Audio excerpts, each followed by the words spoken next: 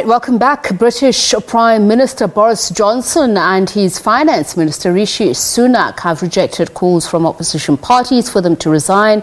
It follows them being fined by police for breaking COVID-19 lockdown rules in June of 2020.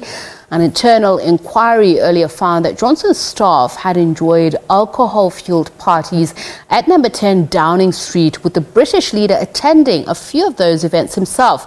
Restrictions at the time banned most indoor gatherings involving more than 2 people. The British leader said he attended a few of the events, but has always denied knowingly committing any wrongdoing. Sunak has also told Parliament that he had not attended any parties. Some gatherings took place during a period of strict coronavirus rules ordered by Johnson's own government. People were prohibited from attending funerals or even saying farewell to loved ones dying in hospital. Keir Starmer, leader of the main opposition Labour Party, and Scottish First Minister Nicola Sturgeon both took to social media to call for Johnson and Sunak to both resign. The Liberal Democrats called for Parliament to be recalled immediately from its Easter recess and for a vote of no confidence in Johnson. I'm joined now by British journalist Chris Stephen from London to talk a little bit more about this. Chris, a very good evening to you. Thank you so much for speaking to us. Perhaps let's just start with that point. How likely is that to happen, a recall of Parliament from recess for a vote of no confidence to be effected? Yeah, we sort of wait to see, really, because it depends.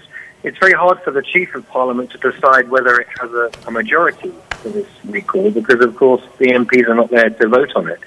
So I think we'll see in the next couple of days.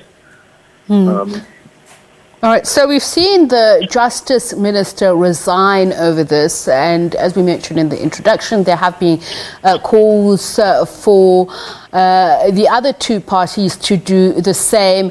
What is the latest on that? What are we hearing?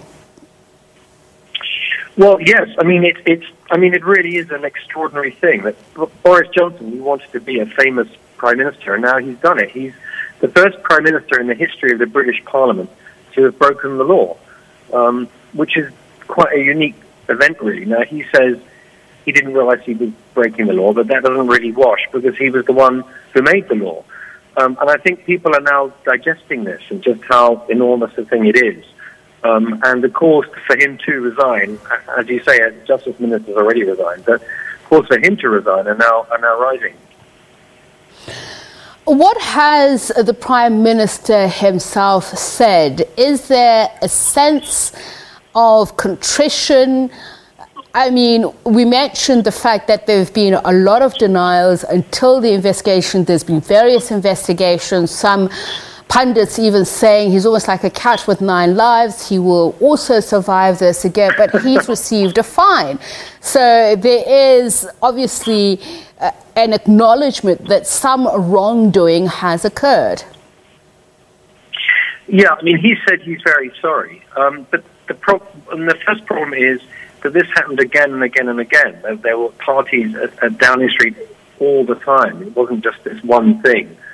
So he obviously did know that he was breaking the law, particularly because he was making the law. And the other thing that's driving this is a lot of people in Britain are very angry because they had to cope with all sorts of problems in lockdown. You have people couldn't go to the funerals of their loved ones. They couldn't see their loved ones dying in hospital. They couldn't visit elderly relatives. They couldn't visit each other. So that it's a very personal thing that goes, I think, beyond politics and maybe beyond party politics. I see that even public figures, actor Dan Stevens, also calling out what he sees as criminal behaviour by the Prime Minister. But when the Prime Minister was receiving the resignation of the Justice Minister, there was no mention of why he's resigning.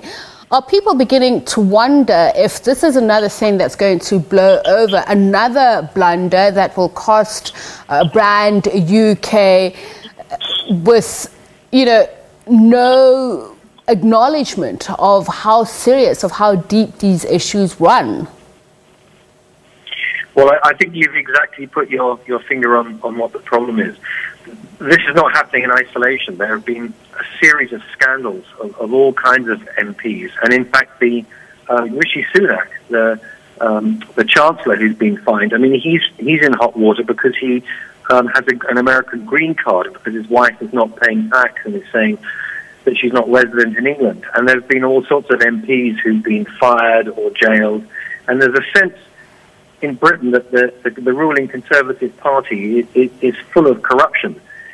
I think that, I mean, Boris will want to hang on, and the MPs, they won't want to fire him until May, when we have the local elections. Now, if the Conservatives do very badly in the local elections, then I think they might fire him, because they'll think, if this is the mood of the country and we keep Boris, we're going to lose the next general election. So I think the May elections now I think Boris will hang on until then anyway. But what is the litmus test of the mood in the country? Because I also saw what I was actually quite shocked by, an ex-Tory member, Edwina Curry, saying the PM's resignation won't bring back your granddad. And this is to a grieving man. There have been many people who were outraged about this, tearful people. I've seen videos of those saying, we stayed away from loved ones at their last moments when we could have broken the law, sneaked in to say our last goodbyes. And these are people who are dying. Here we're talking about people who wanted to get together and have a glass of wine and some cheese. Yes, and I think what you just mentioned, it is an enormous issue here, and it's not a political issue. I mean, it is a political issue, but it's something that cuts across all different persuasions and all different politics. And I think also there's a feeling that the rich, that the politicians, that they're not really in touch with the country. That there's one rule for them, and then there's one rule for us. And Boris sits at the top of this pyramid, and that's why it cuts so deep. His unfavourability ratings are huge. I think 75% of people want him to leave. And he thought when the Ukraine war started and he took such a strong stance, that might help him, but it doesn't. His popularity remains very, very, very low. I'm actually looking, as we speak, at a poll by Savanta Comres, just looking at the popularity figures. Rishi Sunak's popularity has dropped.